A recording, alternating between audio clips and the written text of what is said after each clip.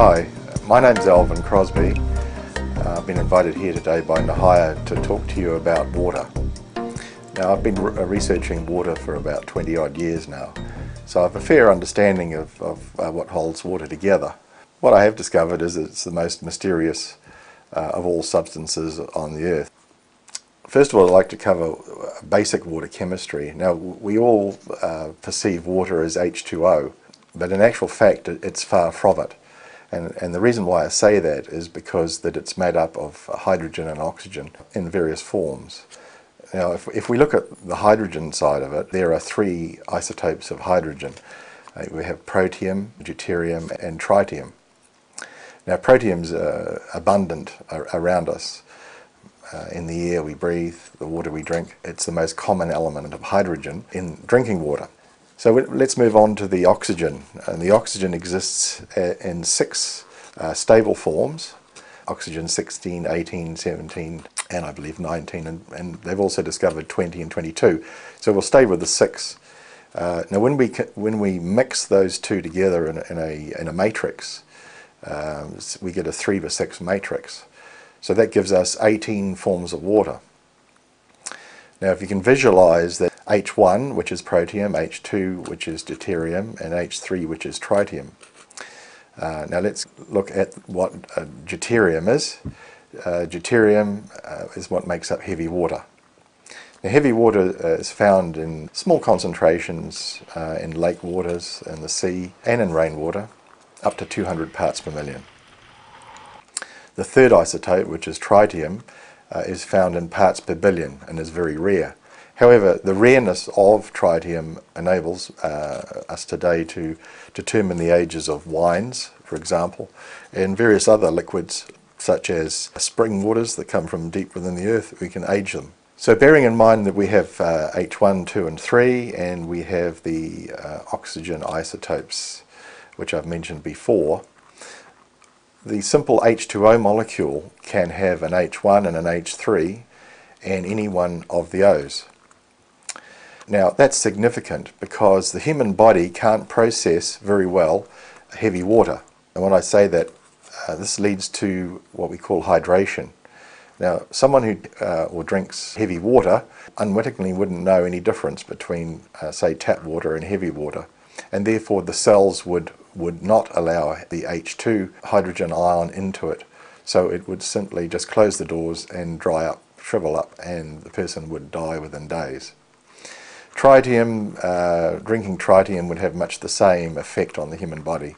However, through various studies, the human body requires some heavy water and some tritium.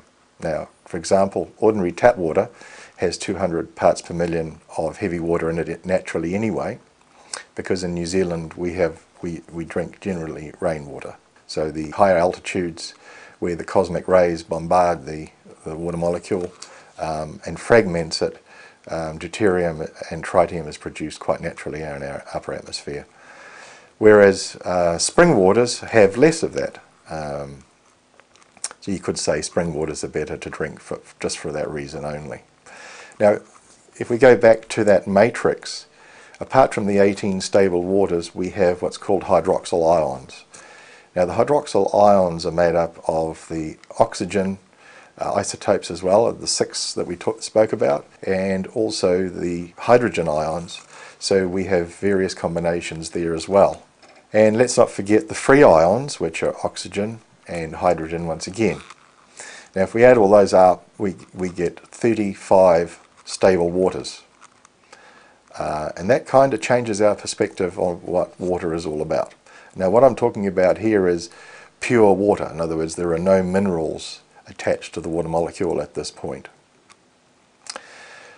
Now the science of water is very complicated in the point of view that there are more than 200 anomalies with water itself. And we take it for granted, but when we think about how long it takes to boil a jug of water or a pot of water on the stove, we realize that it takes a lot of energy to bring it to the boil.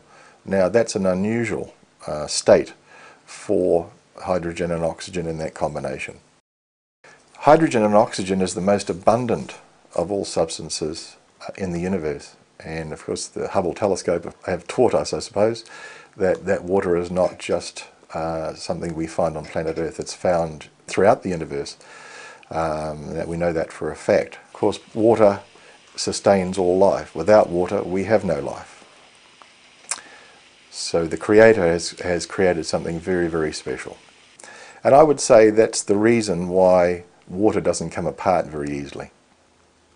Getting back to the role that water plays in the human body, we also believe that when we drink water, it passes through us. But in actual fact, the human body breaks it down into hydrogen and oxygen, and this is why water, the quality of water, is so important to the function of the human body.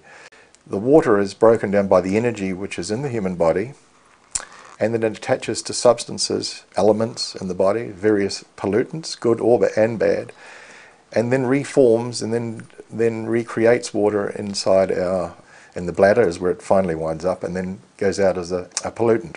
So the quality of water is very, very important. The poorer the quality of water, the less energy is imparted to the human body, and it will start to become sluggish. The cells will start to block up, and death will result from that bad quality of water. So what makes water impart the best possible energies to the human body?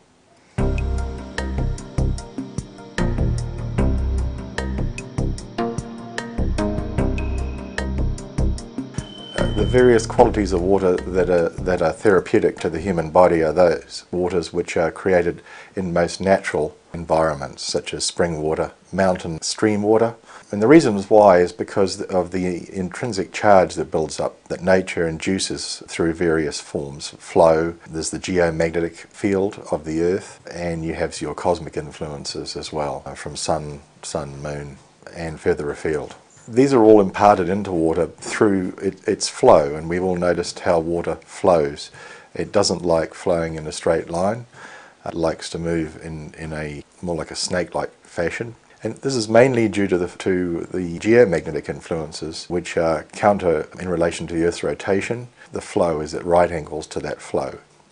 So without this built-up charge, water would actually become quite dead and absolutely useless to life itself.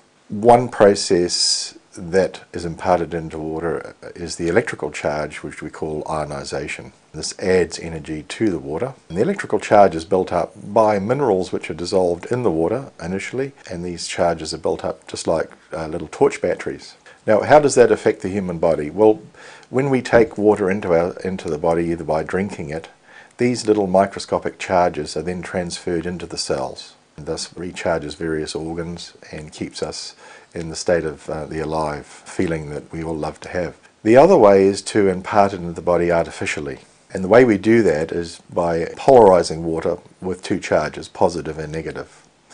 Now, if we incorporate this simple mechanism, positive and negative charge, into a bath, for example, we can then cause a ionization of the water, thereby causing a minute splitting of the hydrogen and oxygen, releasing ions of oxygen and hydrogen.